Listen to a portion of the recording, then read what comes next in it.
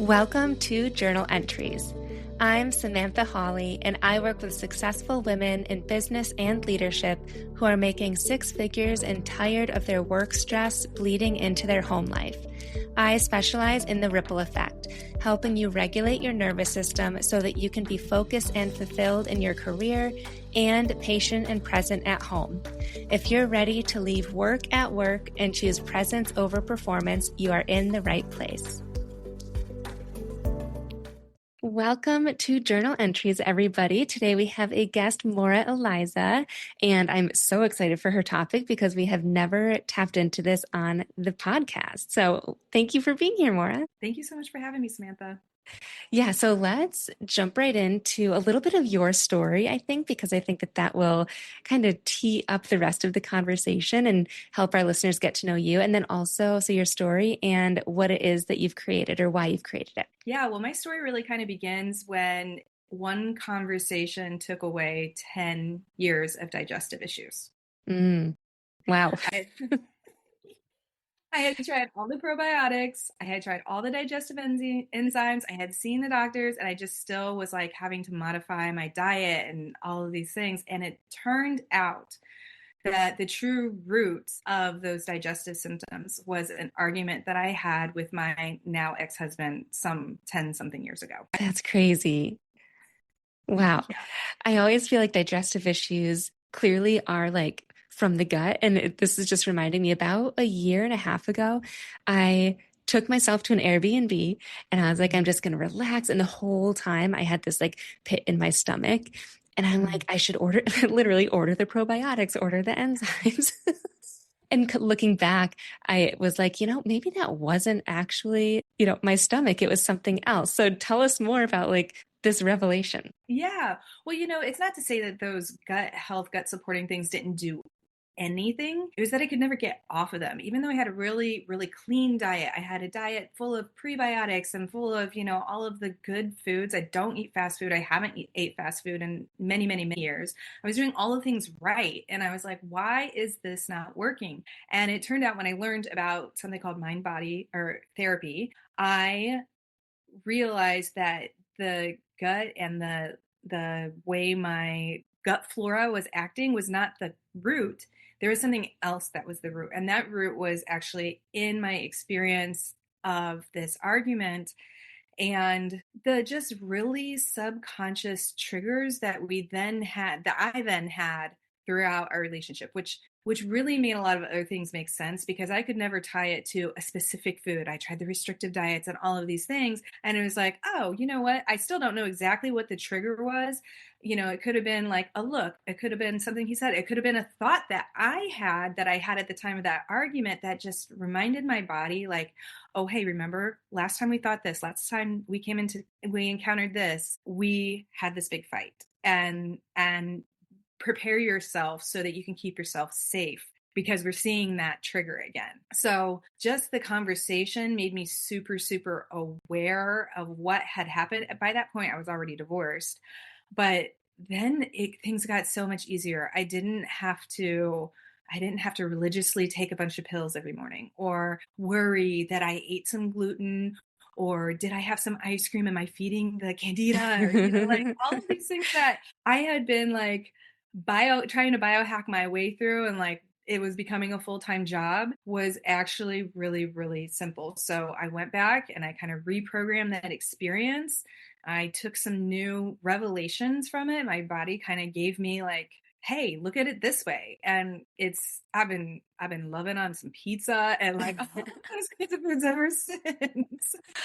That's amazing. So basically, you had these gut issues, but by dealing with the trauma essentially, and that came up in your toxic relationship, it healed itself almost. It does. It really, when I came across on something called German New Medicine, this was discovered by a man named Dr. Hammer. And the very, very short TLDR version is that your symptoms are messengers. They are not malfunctions. So every symptom that you have from, a mild stomach ache to skin issues to autoimmune to chronic symptoms, chronic diagnoses, things that people in white coats will say will never be healed, it's incurable. is actually there for a functional, biological, that is life logical reason, and it's being triggered by something else. And so I started learning this method, and ever since then, it's just been like story after story after story of women that I've helped. Just last month, this woman was telling me that she had neck issues and she was getting ready to go get an MRI. The only reason why she kind of held up on that was she wasn't sure if insurance was going to pay her, so she hired me instead. And in our conversation, I was like, oh, well, where did you have this particular situation going on? Like, she had seen chiropractors who, like, she's a side sleeper. She wanted to sleep on her back. I don't know if you're a side sleeper. I'm a side and stomach sleeper. There is no way you can get me Yeah. to sleep on my back. If I fall asleep on my back, by the grace of God, I wake up on my side. It's like impossible.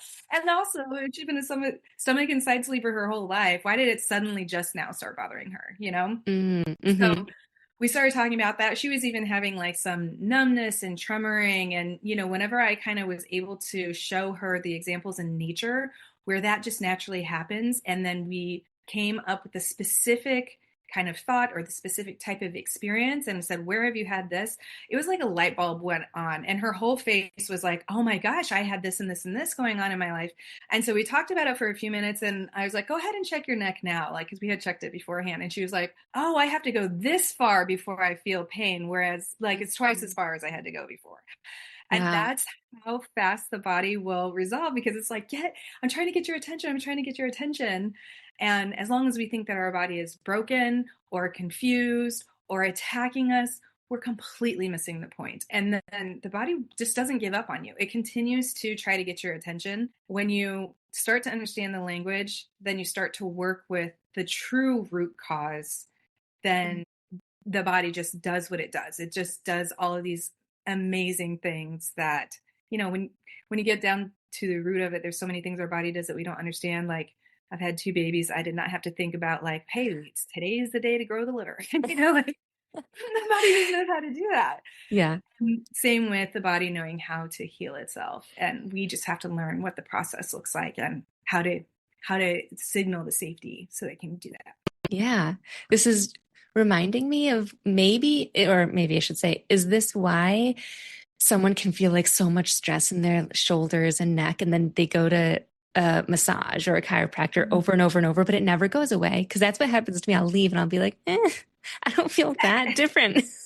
Yes, it really, really is. And like it really kind of comes back to, in a sense, nervous system function. Hmm. So, but the thing that actually informs the nervous system on what to do is the thought process or the experiences. And sometimes we can't get out of the experience. Like, I have a lot of women that I work with. I'm helping them connect these symptoms and their toxic relationship and the trauma from their toxic relationship, not just the big T trauma, but sometimes the little T trauma that Yeah. like you didn't even really realize was like getting at you. Hmm. But the body always tells us. The body just like lines up the like whole process for us. So everybody's process is a little bit different. But yeah, that's absolutely like that tension in your shoulders. Hey, your thoughts actually are affecting your body. They are giving you a stomach ache. People are just like, wait, you know, it's not as easy to connect. Um, Everybody will say, oh, that makes total sense. Yeah, like it all starts to click. Okay, so what are the most common symptoms? So you said like stomach aches and maybe tension in your shoulders, but I think hearing a list of the common symptoms that you work through with your patients would be helpful, so that I think people are gonna be like, oh wait, I always thought this meant that, but it's actually could be linked to a different trauma or story or experience that I had. Yeah, well, one that's probably the most common is weight gain. Like, you leave this toxic relationship, you're like, woohoo, I'm ready for my glow up. And then like 20 pounds, you have Yeah. 20 pounds extra on, or, or something along those lines. And you, like, a lot of women will start to blame perimenopause because they are restricting their calories, or they're exercising more. They're doing all the things that we are taught to do. And again, there is something to do with that. Like, there's something to that. If you are, you know, having ice cream every night to self-soothe, yeah, that could absolutely contribute to weight gain. But by the time people are asking you about it, they're like, I'm trying all the things, I'm doing all the things right. Why isn't this working? And it's like, well, we haven't found what I call your healing code, which is like the specific experience a specific thought, like perpetually, that's making your body say, oh, we're not safe. We need to hang on to some extra water because we're about to be like maybe in a very precarious situation. Ones that make automatic bladder and urinary tract issues, if Mm. you look to nature, a lot of times those are connected with experiences where your boundaries were crossed. Maybe you told your ex that you didn't want to move in together yet, and he just started staying the night and just like never left. So he crossed your boundary. And we all know how animals mark their territory. They use their urine to do that. So your Interesting. body will, the kind of interesting, right? It makes sense. Yeah. We at the heart of it, we're still very connected to the animal kingdom, and we have more brain development, but that all plays a role in like how our symptoms play out. But the interesting thing is that um, a lot of times, some conflicts, you'll see certain symptoms during the stress, and when you're like still in it, still trying to resolve it, and then you'll see other symptoms when you're healing. So Mm. even just that frame, changing that frame of reference makes it a big change. Like I'll use the example of, and not just me, lots of people use these examples. When you go to the gym, you haven't been to the gym in a long time, it's really, really so easy to overdo it because it just feels good to move your body. Well, you're stressing your body, you're challenging it to do something that it hasn't done in a long time or hasn't ever done. And your body breaks down to kind of keep up, like, because later on it's going to scar up, build bigger muscles. And as it's doing that, we get the pain, right? We know what that is. Mm. Yep. And that happens for our body in a lot of similar process happens for our body in a lot of other conflicts. So chronic pain is often like a sign that you have resolved something, maybe even temporarily. You might be in a loop of like being in what we call conflict active and healing phase. You might go Mm-hmm. back to like, oh, I'm scared or I'm worried about this. And then you resolve it and you start having the pain or the symptom, you have the fight again, or that person crosses another boundary, or whatever it is. So that's why we see a lot of women will come up with chronic diagnoses during or after toxic relationships. It's like their body trying to give them the signals like, hey, we gotta make some changes. We gotta start here. Yeah. So you mentioned like everyone has a different healing code, I think is what you said. Is there any way that somebody listening could be like, oh, this is what I'm experiencing, like that incontinence or UTI Mhm. linked to like boundaries I never would have thought of? Are there like some go-tos or a way that we could just question where our trauma might be stemming from, or what part of our relationship was a thing that might still be holding on in our bodies? Yeah, we absolutely go through that process in the Vibrant Way to help people understand like, hey, here's probably what the experience was. Sometimes you can, and I'll say sometimes if you have no idea, like until I had that conversation, I didn't know what the root of my digestive issues were. Mm-hmm. But even prior to that conversation, I was having much more success and like less symptoms because I could tell myself when I would eat foods that I thought were trigger foods, I would say, okay, it's not the food. This food is a trigger. And so it would calm myself down. I would be like, oh,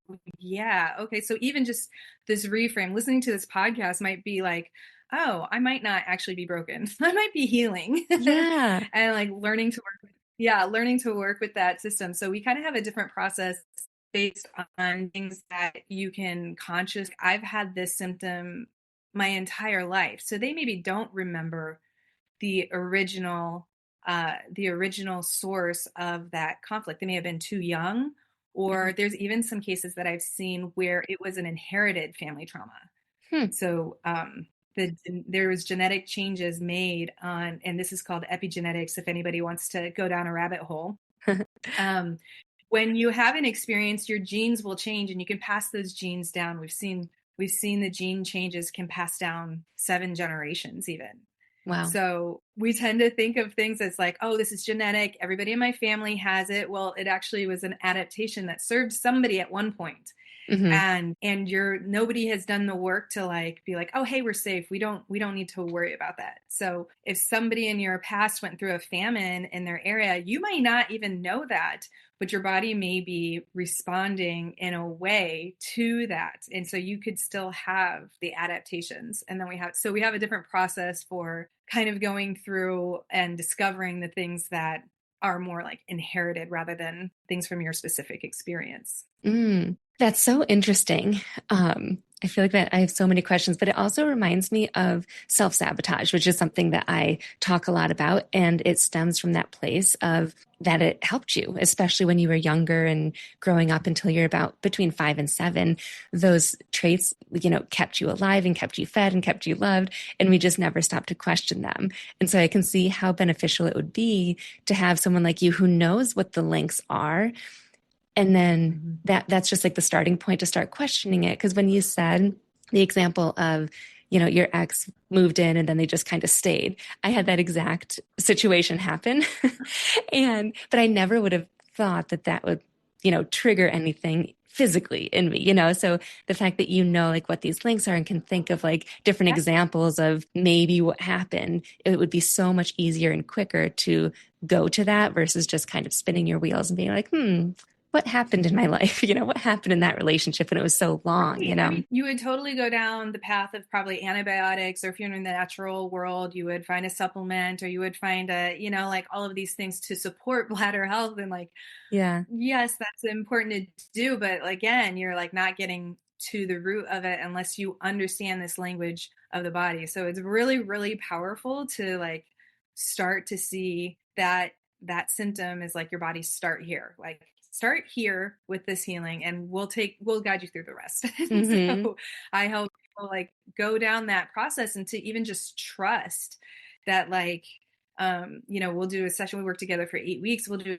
a session, and usually we have a plan. We have like, something for that session. And then there'll be something that came up for that person either prior to the session or during the session, where it's very clear where we're supposed to go next. So like, Mm. do we need to go to the generational stuff? Do we need to go to this conversation that you had with your mom that like needs to be reframed? Do we need to go to like whatever it is? It's not always just about that toxic relationship, because there's so many other things that set the stage for Hmm. you to think that what was going on in that toxic relationship was love and was okay and allowed you to agree to that. And so sometimes we're going all anywhere on the timeline of your life, and sometimes even before. Yeah.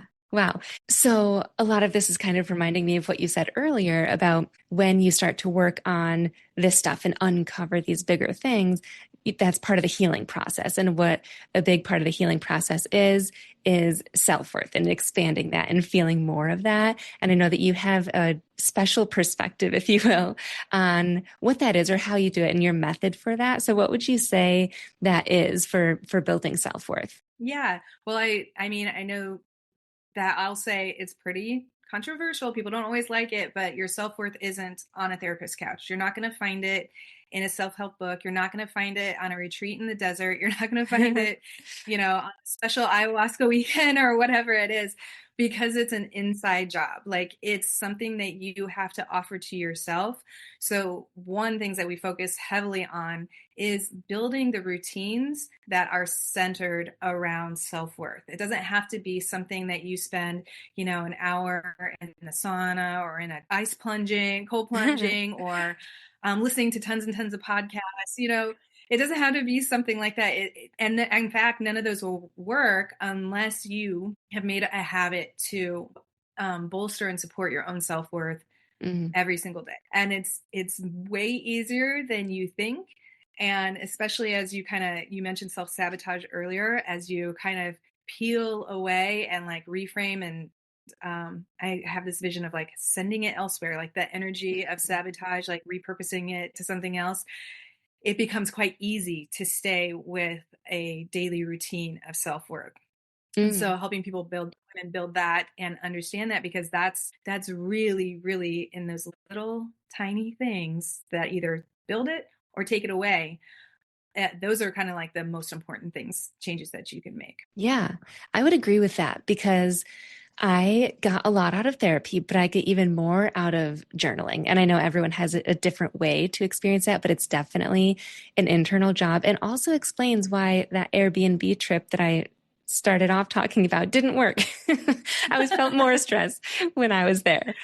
Um, Yeah. so you share so many insightful things and have such a unique perspective that I'm already starting to see how working with you in general, and I know you have a program, is very different from others. But what would you say is that difference and what sets you apart from your program and other people who talk about toxic relationships or trauma or the other side of it of, healing your body? Yeah. Well, certainly like the recentering on you and your experience and the ways that your body is telling you, like, hey, we need to work on this. And I mean, I've had clients who've come to me and I had one gal who was like, 40 years ago, I got postpartum depression and I never got better. Like, and she had tried everything on the board, like nothing was off limits to her. So she tried all the natural stuff, the meditation, the hypnosis, yoga, affirmation, all the things, supplements, and then she went to the other side. She tried medication. She tried electroshock therapy. She had been Wow. hospitalized. Literally Oh my nothing gosh. really got her results until I helped reset her. Her nervous system reset when we started doing something called bioresonance feedback. And I find that, in a sense, women just open up. Like their nervous system had been so rigid. Those neural pathways were like so in this trauma response and kind of rutted and rooted into that they couldn't get out with those other methods. And then when we did the bioresonance feedback therapy, which is a component that I put with all of my services, it just opens them up. It like makes them able to make a new neural pathway. It seems it makes them Mhm. able to get the most out of the exercises that I'm teaching them to do, the tools that I'm giving them. One of my clients, she had come in contact with a very, very toxic, very chaotic and brutal ex, because he was trying to get that, if he couldn't get the negative attention, then he started trying to get the positive attention. So she was like, oh, he paid for my dinner. Like, it totally changed everything for her. And like I was like, yeah, that's what tends to happen. And she's like, and she didn't feel either way about, they really want your response or your reaction. And she had no reaction to either one. And it was just such a simple, natural thing for her, whereas she had been 20 years reacting. So it's really cool to see how quickly people will see the change, like in their daily life, in their reaction, in their responses, with the combination of the tools I give them and the bioresonance feedback. Yeah. So I know that your program is called The Vibrant Way. Is that a group program or do you do everything like one on one? I do everything one on one. What we do is it's a little bit of both actually. So we do one on one intensive together. Like I said, everybody's path is a little bit different. So the one on one just works better so that they're getting the most out of every week rather than me sending them just kind of like generic exercises and some of it lands and some of it doesn't. Um, we listen to their body and the tools that they need the most. Mhm. But then when somebody has an intensive with me, they also get a year in my community where we take things that we learned in the Vibrant Way and we make sure that we don't lose them. So we'll like have a special focus every month where we're focusing on one part of the course. I have other little activities or conversations that we start. And then it's just a whole group of women who've been through what you've been through. And a lot of these women have lost so much community in their breakup story. Mhm. Maybe people at church are treating them differently. Maybe their family isn't really supporting them or is kind of on the fence. Maybe they had friends that chose sides, or some people, especially in the case of divorce, some people almost are like afraid that like divorce is infectious or contagious. So, Mhm. like if they Yeah. hang out with a divorced woman, they're gonna end up there, which is very silly. I mean, most of the women that I know really respect and love divorce or love marriage, and so there's just even people who can't relate to what you've had. So that Yeah. group kind of gives us all community with each other. There's beautiful suggestions that come out, or just if you just need a place to vent, then that's what we're there for. That's the perfect combination because I feel like one on one is needed to like go really deep and open up about certain topics, but then having that community, I've heard time and time again from my clients, anytime I have done a group program, is that their favorite part is hearing from the other women. It's not even like my expertise that they're paying for, it's the other women and what they're going through and that they can relate and that they're not alone, so I love that combination. 100%. Yeah, absolutely. And there's creative, like amazing suggestions in that group that I never would have thought of. Like one gal brought to the group the concept of using Chat GPT to create gray rock responses to her ex. So she didn't have to come up with her own, like she could have all the feels and then Chat GPT would just tell her what to say. And I was like, that is brilliant. How much more like unattached can you get than using ChatGPT to respond to? That is so funny because I've been going through child support and co-parenting stuff, and I'm literally using ChatGPT to be like, this is what he said. Do I respond? Do I not? How do I respond? And it's always like, no, do not engage with that. Do not send a response or just say, okay. I was like, oh, I never would have thought of that. Yeah. Right, exactly. And to have that just kind of at your fingertips is just such a great thing. So yeah. Well, this was like refreshing. It makes me feel like there's another solution out there that I never thought of. And I also want to kind of do a body scan and think, where am I feeling anything off? And then, probably join the Vibrant Brain. Just pick your brain on like, where is it all coming from? And what else could it mean if it's not, or especially if therapy isn't working and massages and all those supplements. So yeah, this is really enlightening. And I so appreciate your expertise and sharing it with everyone. Oh, well, thank you so much for having me. And I'd be happy to do a scan for you. We can see what your body is saying and I'll let you know like the interpretation of that. Yeah, cool. Awesome. And I'll include the link to The Vibrant Way in the show notes. So if anybody is interested in working with Maura, you can access it there. And also feel free to tag us on social media so that we can see who's listening. And Maura can also reach out to you with a little insight maybe on where it is that you're feeling any tension in your body or whatever it is going on. I think people listening are like, no, this is exactly what, like, what's going on. Yeah. So yeah, Maura is your girl to help you with all of that stuff. All right. So thank you so much, Maura, for being here. And everyone listening, again, feel free to tag us and reach out to Maura with the link in the show notes or on Instagram if you're interested in working with her. Awesome. Perfect. Thanks for joining me for today's journal entry. If something resonated with you, I'd love to know about it. Screenshot this episode, share it on social media, and tag me at samantha.s.says. Or even leave a review, which will help more women find this podcast to create more fulfillment in their career and as a mom. And hey, if you're thinking, I wish I could get more of this, I've got you covered. Click on the link in the show notes, which I customize each week based on what we're talking about. And I always include the link to the Calm Mind Blueprint, which are my 5 journal prompts to go from overwhelm to inner peace in 2 to 10 minutes a day. Subscribe so that you catch my Thursday 5-minute journal with me episodes and next week's full episode where we will continue this journey together. I'll see you then.